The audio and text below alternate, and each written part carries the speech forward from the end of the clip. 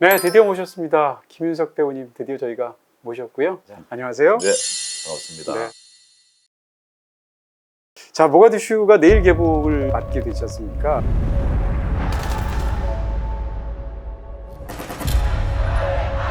우리 이런 상황 서울 본부에서는 아예 모르고 있는 거겠죠?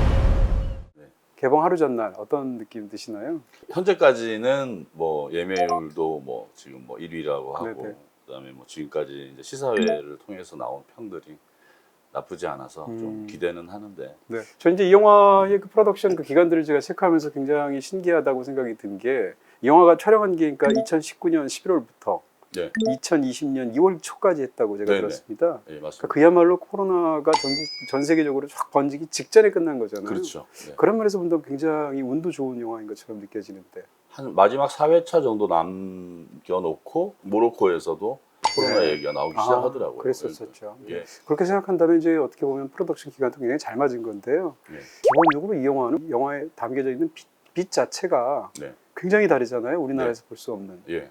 현장에서는 그런 날씨의 영향 같은 걸 굉장히 크게 받으셨을 것 같아요. 예, 일단 태양이 딱 뜨기 시작하면 네. 일단 모든 건물과 거리와 네. 하늘이 완전히 달라지죠. 근데 네. 그게 또 이거 최영환 촬영 감독이 네네. 또 그걸 살리기 위해서 또 에너모핑 렌즈라고 이게 빛의 파장이 훨씬 더 길어지는 네. 이제 옛날 필름 룩을 만들어내려고 렌즈를 썼는데 네. 찍어 놓은 걸 보면 야 정말 옛날 영화 같은 느낌을 살렸다. 예. 사실은 이제 그 4개월을 거기서 찍으면서 한국을 왔다 갔다 하신 게 아니죠? 내내 거기 계셨던 거죠? 일단 우리나라에서 거기를 가려면요. 네. 비행기 2번 갈아타고 그다음에 이제 네. 내려서 마라케시라는 곳에서 네. 다시 자동차로 이제 거의 그 비포장에 가까운 길을 한 네. 4시간 가까이 가야 되거든요. 4개월 동안 있다 보면 배우들끼리 서로 이제 같이 합을 맞추는 연기자라는 생각도 들겠지만 일종의 약간 뭐 전우회 이런 느낌도 드셨을 것 같아요. 일단 네. 뭐 저도 처음이고 그렇게 온전히 4개월을 올로케로 네. 각오를 단단히 했는데 네. 그냥 저는 전후에 생기고 식구 같은 느낌은 뭐 완전히 뭐 말할 것도 없었고 배우뿐 아니라 스태프들도 다 함께 똑같은 숙소에서 그냥 한 숙소에서 다 있었거든요. 네. 저는 사실 이제 이 영화를 보고 제일 놀란 게 야, 이런 프로덕션을 한국 영화가 구사할 수 있구나 이런 느낌이었어요. 그러니까 프로덕션의 승리 뭐 이런 느낌이 들 정도로 네. 현장에서 사실은 이제 이런 대규모의 영화를 어떤 실내에서 찍는 것도 아니고 네. 정말 어마어마한 혼란 자체를 연출하는데 혼란을 연출하는 것은 정말로 정반대로 질서 있게 연출을 해야 되지 않습니까? 그렇죠. 거기서 이제 수많은 보조 출연자 300명에 가까운 사람들까지 나오고 거기다가 뭐 차량 액션부터 시작해서 수많은 것들이 있는데 영화를 보면서 그게 전혀 불안하게 안 느껴지더라고요.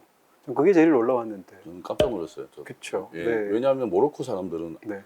아프리카계 인종이 아니거든요. 네. 그러면 그 소말리아 모가디슈인데 모가디슈는 100% 아프리카계 다르죠. 인종들인데 그 배우들을 어떻게 데리고 올 음. 거냐라는 건데 그걸 그렇게 그 프로덕션에서 몇 개월 전부터 전부 온라인으로 다 오디션 신청을 받아서 네. 동영상 같은 걸 보고 이제 네. 캐스팅하고 그렇게 했다라는 게 정말 대단한 것 같아요. 네. 정말. 그 많은 현장에서 그 배우들도 심지어는 이제 국적도 여러 가지고 또 이탈리아 대사관도 나오고 그렇죠. 그다음 모로코에서는 원래 프랑스어를 또 쓰기도 했었고 네네. 거기다가 또 아랍어를 쓴 데다가 예. 소말리아 사람들은 또 소말리어를 쓰지 않습니까? 그렇죠. 이러니까 이게 벌써 4개, 5개의 언어들 이게 가능한? 그 현장에서 그걸 어떻게 영어로 다 영어로 하나요? 아니요. 네. 예, 그 통역하는 사람 중에서 프랑스어를 하는 사람이 있었고 네. 영어를 하는 사람이 있었고 네. 이렇게 계속 있었어요. 스페인어가 가능한 네. 사람들. 기자 간담회 때 김윤석 배우님이 하신 얘기 인상적인 게 낯선 외국 배우들과의 코워크에 대해서 굉장히 이제 네. 그분들에게 또 감사를 드리기도 하면서 굉장히 깊은 인상을 받으신 것 같아요. 네. 어떤 측면에서? 그러니까 이제 그 칼릴이라는 역할을 네. 맡았던 그 분은 담배를 못 태우세요. 아예. 네. 근데 그 영화를 보시면 계속 담배를 그렇죠. 태거든요. 네. 연습하고 계속 연습하고 이게 참 너무 순수하게 열심히 하는구나.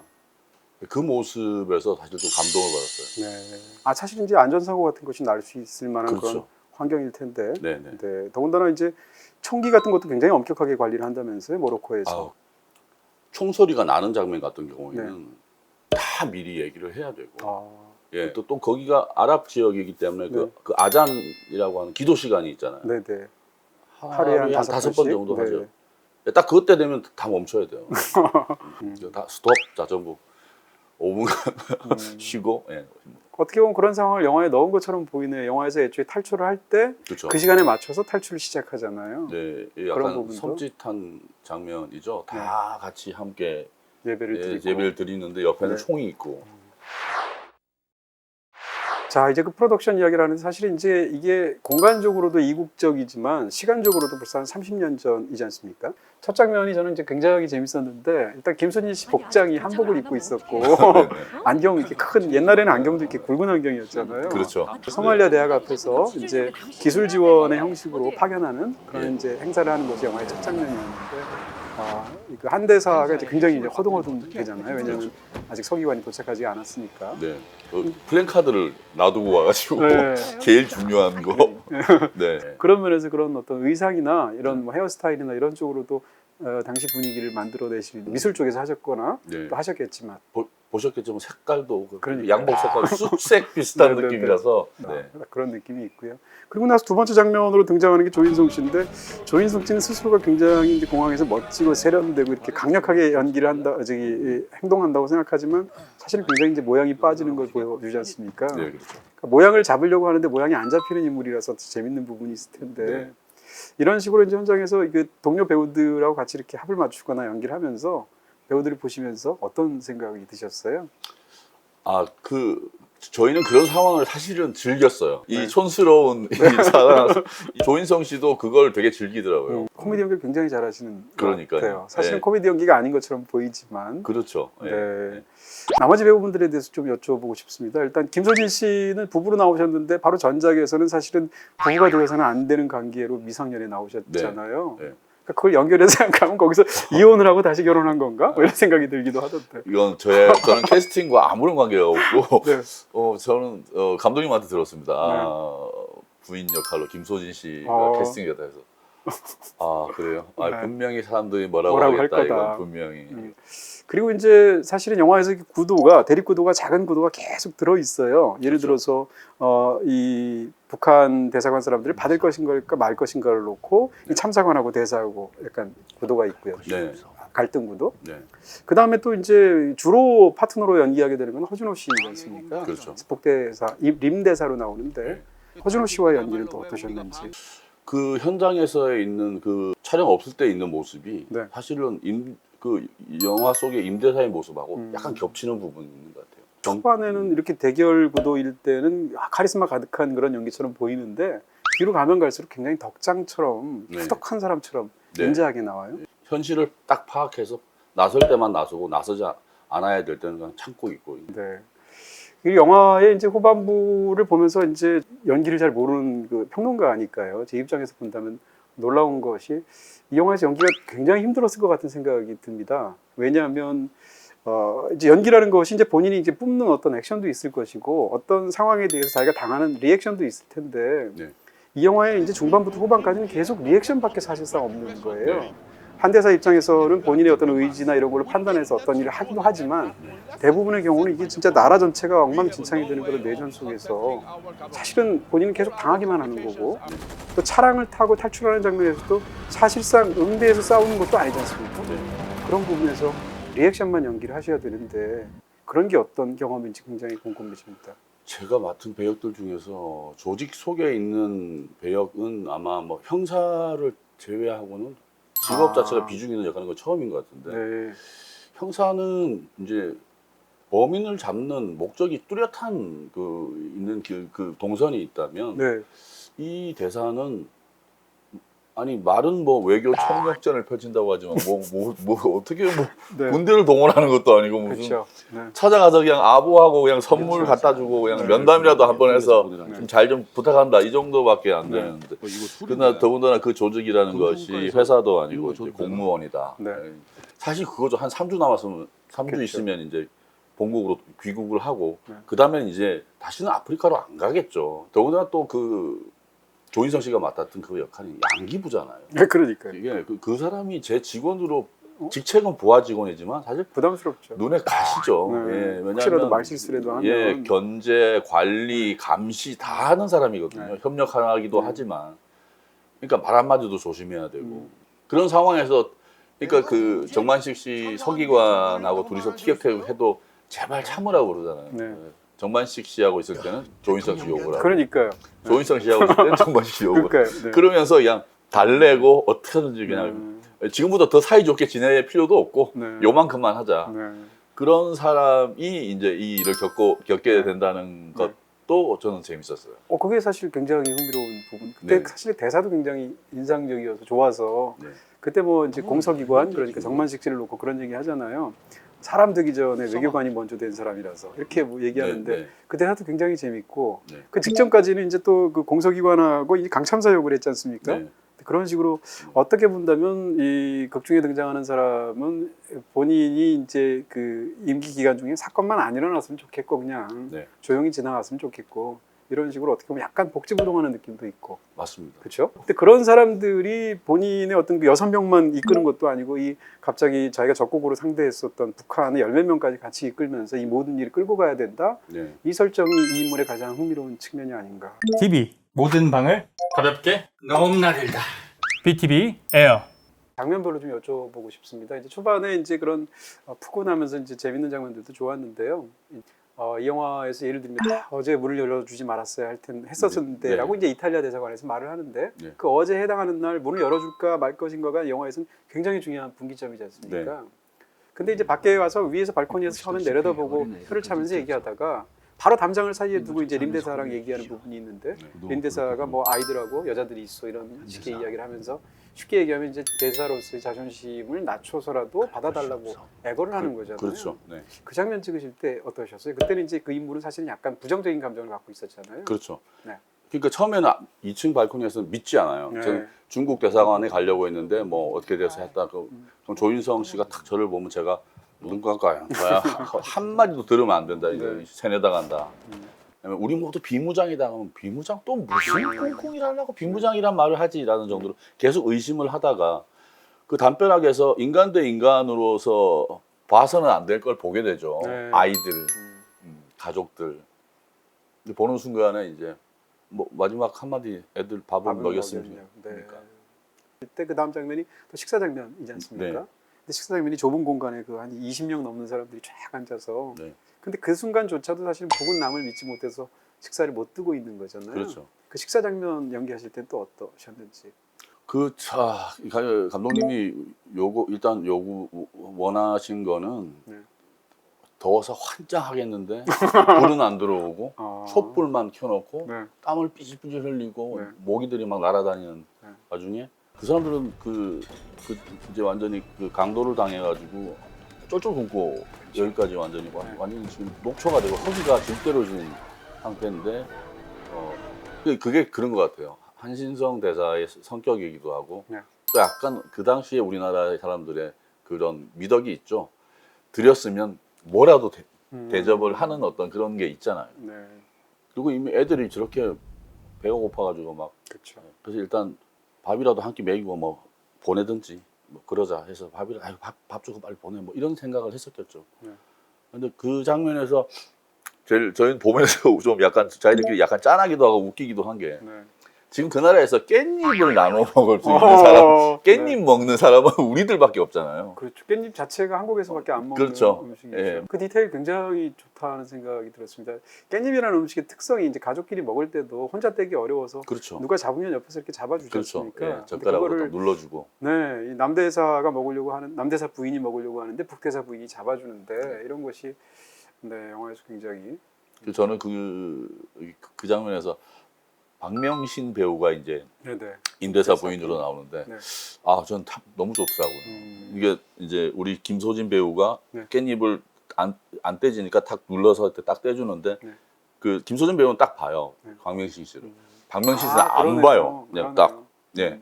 그 느낌이 너무 네. 다르다 이런 느낌이 있어서 그 명신 배우가 본인 스스로 그렇게 한 거거든요. 이게 좀 더 연기에 어떤 좀 약간 사심이나 욕심이나 그렇게 들어가면 약간 오버해서 뭐 딱 본다든지 뭐 이텐데 안 보고 가만히 있는 그 모습이 오히려 더 확 와닿더라고요. 그러네요. 그 인물이 어떤 인물인지도 보여주기도 네. 하고 상황도 보여주고 네. 정말 그렇다는 생각이 드네요. 이제 한신성 대사가 이탈리아로 찾아가게 되는데 대사관에 네. 근데 거기서는 이전에 담장에서 얘기했을 때랑 강참상관의 관계가 사실상 의견이 역전되지 않습니까? 네, 네. 거기 가면 이제 참사관이 반대하는데도 불구하고 거짓말을 해서까지 북한 사람들을 데려가려고 네. 전향이라는 카드를 오히려 대사가 꺼내게 되는데 네. 이 인물의 변화는 이제 내 쪽으로 연기하시는 분의 입장에서 어떻게 왔다고 생각하세요? 결정적인. 예, 이 사실 그 전날 밤에 함대사가 임대사와 네. 얘기를 깊게 나누면서 나눠서는 안 될 얘기를 나눈 거죠. 그러면서 저는 어느 순간에 마음이 문이 일단은 열렸어요. 왜냐하면 이탈리아 대사관으로 가자. 그리고 또 임대사는 우리는 이집트 대사관이 수교국이기 때문에 이집트 대사관으로 오겠다. 그래서 그런 얘기를 하지 않았습니까?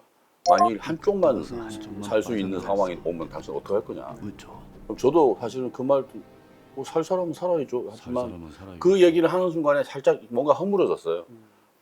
네. 네. 우리가 안 되면 이집트 쪽에서 우리를 믿을까 말까? 자기들끼리만 살짝 갈까? 아니면 걔들도 그 다크나이트에서 기폭제. 네, 예, 기폭제를 예, 서로 있죠. 우리가 안 돌리면 저쪽 누른다. 그러니까 약간 그거하고 약간 뭐 너무 과장된 표현인지 비유인지 모르겠지만, 그럴 수 있겠네요. 예, 어쩌면 임대사도 물론 이집트 대사관에서 거부당하는 거지만 만약 이집트 대사관에서 허가를 내준다면 네. 우리 남한 사람들까지 인원수를 말하지 않았을까? 근데 림 대사도 이집트 대사관에 갔을 때 이 좌절이 되고 났을 때 카이로에 있는 한국 대사관 또 연락처를 물어보지 않습니까? 그렇죠, 그렇죠. 그게 바로 그런 설정. 그렇죠, 그렇죠. 예. 그런 부분에서 네. 네, 두 인물 사이는 마음으로 얘기하지 않았지만 약간 열리고 네. 왜냐하면 이제 그런 이제 강참사와 새참사가 이제 격렬한 싸움을 하고 난 뒤에 같이 가자 그랬어? 정말로 전향에 네. 대해서 당신이 지시했냐고 할 때 제가 그건 우리끼리 얘기합시다라는 얘기를 하고 네, 네. 그런 부분들이 조금씩 이렇게 그렇습니다. 네. 콘텐츠의 바다 오션. 그리고 이제 액션 얘기를 안 할 수가 없을 것 같은데 이 차량 관련돼서 찍는 것은 사실 기술적인 부분도 많겠지만 그 안에서도 또 이제 당연히 이제 감정 연기도 하셔야 되고 또 차량도 또 제가 이렇게 자료들을 보니까 내부 클로즈업 장면을 위해서 위를 또 뜯어내기도 하고 다시 붙이기도 하고 시기는 또 91년도니까 아무리 벤츠라고 해도 굉장히 오래된 차일 거고 네. 이런 부분에서 차량 연기하시는 건 대략 며칠 정도 찍으셨고 현장에서의 분위기는 어떠셨는지.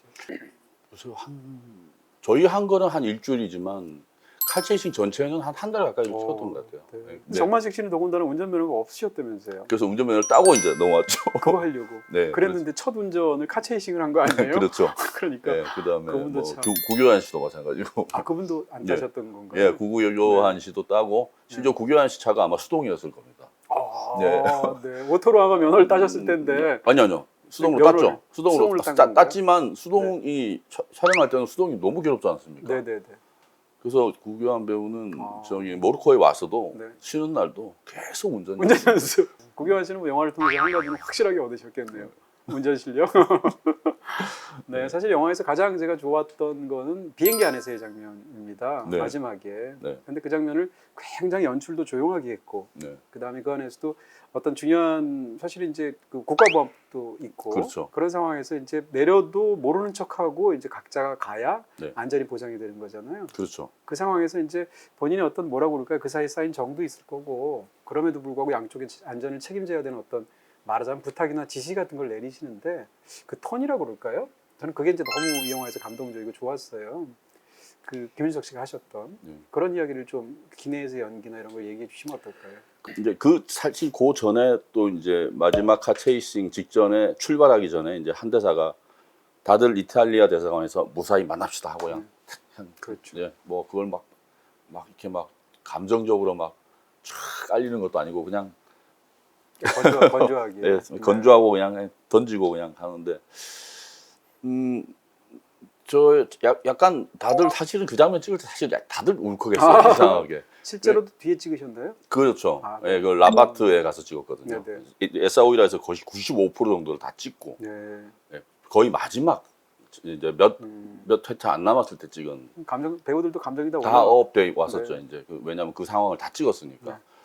그래서 저도 이제 뭐 자 여기 지금 이쪽에 와 있고 와 있으니까 뭐 절대 안 지가면 안 되고 맞춰가 저쪽 하다가 이제 약간 어디서부터 임 대사님 그 저 통솔 잘 좀 부탁하시고 하는데 아, 약간 네. 이게 그렇구나. 이상한 거죠. 이게 내가 뭐라고 임 대사님 통솔 좀 부탁한다는 말을 할 자격도 없는 사람이 왜 그런 말을 하게 될까? 그러면서 이제 우리는 여기서 작별 인사를 합시다 할 때 좀 이상했어요. 그 네. 배우들이 다들 이상하더라고요. 그래서 그 장면에 그런 어떤 울컥한 분위기가 관객들한테 전달이 되는 게 아닌가. 이게 전향에 관해서 이제 전향이라는 게 사실 끝에 가면 별게 아닌 게 되지만 어쨌건 계속 그걸 끌고 온 상황에서 필요하시면 네. 같이 가셔도 된다라는 말로 네. 이렇게 우회적으로 이야기를 하지 않습니까? 네, 그런 예. 부분들도 그렇죠. 그러니까 다른 뜻은 없으니까 혹시 없으면 저희 차량 이동하고 숙소까지는 저희 제공해 드릴 테니까 네. 다른 뜻은 없다. 뭐 그랬는데 뭐 이탈리아 대사관에서 연락이 됐다고. 네. 뭐 그럼 됐구나. 네. 그러니까 사실 그 마지막에 그 버스를 타기 전에 제가 이제 저쪽을 볼 수는 없는 거고 그쵸. 북쪽을 볼 수는 없으니까 조인성 씨를 한번 이렇게 보고 잠깐 보다가 서로 눈빛 교환하고 이렇게 이게 타잖아요. 근데 그러니까 뭐 그런 얘기들을 했어요. 저희는 뭐 이 사실을 몰라야 되잖아요. 네. 그렇죠. 북쪽은 네, 네. 절대 그게 나가게 되면 이 사람들은 바로 그렇죠. 재판에 들어가겠죠. 네. 그게 우리가 지금 이래서 왔지만 정말로 저 사람들한테 한마디도 안 새 나갔는가에 대한 그 안전에 대한 걱정. 그 사실 촬영하기 전에 감독님하고 만나서 모로코 가기 전에 이 영화를 가지고 이제 뭐 블랙 호크 다운이니 뭐 아르고 얘기를 했지만 네. 저희는 그 얘기를 했어요. 스파이 브릿지. 아, 네. 예, 스파이 브릿지 얘기했거든요. 그러네요. 예, 약간. 예, 그 마지막 그 다리에서 예, 내가 보내잖아. 예, 내가 뒷자리에 앉으면 뭐 이런 거고 앞에 옆에 타면 뭐 이런 약간 미묘한 그 느낌이 꼭 스파이 브릿지 같은 느낌이 좀 있어가지고 정말 그러네요. 네, 감독님한테 이제 그 얘기를 하셨고 했고 자, 그 영화를 이제 사실 그동안 굉장히 많은 그 좋은 영화들을 촬영하셨고 찍으셨고 또 이제 저도 이제 보면서 그 필모그래피를 한번 이제 머릿속에서 떠올려봤는데 김윤석 배우님의 좋은 영화들이 너무 많잖아요. 근데 이 모가디슈까지 오셨는데 찾아보니까 연기를 시작한 게 88년도에 시작하셨더라고요. 뭐라 그럴까? 연기 경력은 그전에도 굉장하셨지만 영화 쪽으로 이제 많이 알려지게 된 거는 사실상 이제 범죄의 재구성 혹은 이제 타짜 이때부터인데 그렇죠. 그렇게 따져도 한 16년, 17년 이렇게 되셨어요. 네. 이제 그런 상황에서 이제 굉장히 많은 영화를 찍으셨는데 이 모가디슈가 특별히 달랐던 연기자의 측면에서 어떤 게 있으셨습니까? 네, 그 이번 영화를 보면서 연기자의 측면도 연기자의 측면이지만 영화인으로서 생각을 해보면 네. 전 세계에서 가장 파워풀한 막강한 힘을 가진 게 우리나라 감독님이잖아요. 사실 네. 외국은 그렇죠. 그렇죠. 네. 외국은 편집 사실은 권한이 예, 권한이 굉장히 편집도 다 다른 네, 할 수도 많고요. 없고 그런데 우리는 직접 편집 기사를 두고 네. 같이 편집을 하고 막 이런. 네. 근데 이번 이 말도 안 되는 이 이 프로젝트를 보면서 이 슈퍼바이저 어떤 영화를 어떻게 준비하고 어떤 감독을 놓고 어떤 배우를 캐스팅하고 네. 또 스태프들 중에서 촬영은 누군가 하고 이런 슈퍼바이저의 단단한 어떤 그 네. 시스템이 네. 그건 하루아침에 이루어지는 게 네. 아니지 않습니까? 그러니까 그럴 수는 있겠죠. 이제 뭐 홍상수 감독님 같은 영화도 만들어줄 수 있지만 네. 이 모가디슈 같은 영화를 영상화시켜서 스크린에 걸려면 네. 그 시스템들이 이제는 굉장히 중요하다. 제가 이제 이전에도 다른 감독님들을 만났을 때 이제 외국에는 이제 배우 출신으로 훌륭한 감독들이 굉장히 많잖아요. 네. 그랬을 때 한국에서는 누가 연출을 하면 잘할 것 같은가라는 질문들을 계속 드렸었거든요. 그 중에 제일 많은 분들이 얘기하신 게 다 김윤석 배우님이셨어요. 네. 아니나 다를까 2년 전에 이제 미성년이라는 굉장히 훌륭한 또 좋은 영화로 데뷔를 하셨잖아요. 근데 그렇게 감독을 어쨌건 영화 감독으로 데뷔를 하신 다음에 첫 영화가 이 영화란 말이에요. 네. 그러면 모가디슈는 더군다나 프로덕션이 중요하고 말씀하신 것처럼 시스템이 중요한 영화니까 네. 현장에서 당연히 이 배우로서 전체를 아우르는 앙상블의 어떤 중심이 되셨겠지만 다른 한편으로는 이 감독의 눈으로도 계속 이 그렇죠. 상황을 보셨을 것 같아요. 그렇죠. 예. 그럴 때. 네. 그러니까 그 본 시리즈 감독님인가 그분이 아마 거의 독립 영화 같은 것만 찍다가 그랬었죠. 봤는데 맞습니다. 뭐 난리가 났잖아요. 네. 이제는 네. 새로운 이야기도 중요하지만 우리가 늘 알고 있는 그런 옛날 뭐 늘 알고 있는 그런 평범한 얘기 같은 것도 새로운 시각으로 예, 접근하는 것이 너무 중요하다라는 생각이 들더라고요. 예, 모가디슈 보면서 와, 이거는 자극을 굉장히 많이 받으셨겠죠. 이건 한 사람의 힘으로 되는 것이 아니고 이건 시스템이고 맞습니다. 이거는 오랜 시간 동안 함께 해왔던 스텝과 동료들의 어떤 믿음이 없으면 이건 해결이 되지 않는다. 이거는 오랜 시간이 필요하다. 바로 이제 그런 면에서 이제 사실 그동안 이제 필모그래피에서 가장 큰 대중적인 성공을 거둔 영화는 도둑들이지 그렇죠. 않습니까? 네. 도둑들로 1000만 명이 넘는 어떤 배우 입장에서 굉장히 짜릿할 것 같은데 반면에 어떤 영화는 이제 영화가 굉장히 잘 만들고 좋은데도 불구하고 그만큼 관객의 선택을 못 받는 경우도 있잖아요. 네. 숫자로만 따지면 물론 영화가 규모가 작지만 미성년도 그랬었고 네. 해무 같은 영화도 좀 그런 부분이 그렇죠. 있었고요. 이렇게 이제 오랜 세월 어떤 영화는 정말 대형 흥행 1000만이 넘는 영화도 하시고 또 어떤 영화는 정말 마음을 다하셨는데 상대적으로 조금 더 스포트라이트를 못 받고 네. 이런 상황에서 흥행이 되는 영화와 안 되는 영화 하고 나셨을 때 느낌 같은 것은 어떠신가요? 흥행이 안 되면 네. 괴롭죠. 아무리 칭찬 많이 받아도 힘들죠. 그래서 방금 말씀하신 것처럼 네. 그렇게 흥행이 잘 되는 영화와 네. 흥행이 안 되는 영화를 잘 데리고 가려면 슈퍼바이저가 필요하다. 이거는 이런 거에 대한 전문가가 필요하다. 전문가의 조언도 들어야 되고. 모가디슈 보면서 다시 느끼셨나 봐요. 예, 그거는 제작과 스텝과 네. 그 모든 것들이 너무나 일사불란하게 딱 예. 그렇게 보입니다, 실제로. 사실 이제 우리가 그 김윤석 배우님을 생각하면 일반적으로 관객들이 떠올리는 게 이 연기에 뭐라 그럴까 영화로 본다면 전반기에 해당했던 굉장히 강력한 캐릭터들을 네. 많이 떠올리지 않습니까? 네. 근데 최근에 영화들로 오면서 뭐라 그럴까요? 이제 영화들 자체가 전체적으로 굉장히 연기를 굳이 얘기한다면 좀 부드러운 쪽의 연기를 좀 더 많이 하셨던 것처럼 느껴져요. 네, 네. 그래서 여쭤보는 건데 배우 입장에서 이제 악역을 연기할 때랑 네. 정반대로 이제 부드럽게 전체를 아우르는 미성년이나 아니면 네. 또 모가디슈처럼 네. 이런 영화를 연기할 때랑 배우의 어떤 마음가짐이나 생각은 어떻게 다르게 되나요? 그 악역은 이 영화, 이 드라마에서 이렇게 어떤 해줘야 될 목표 지점이 있어요.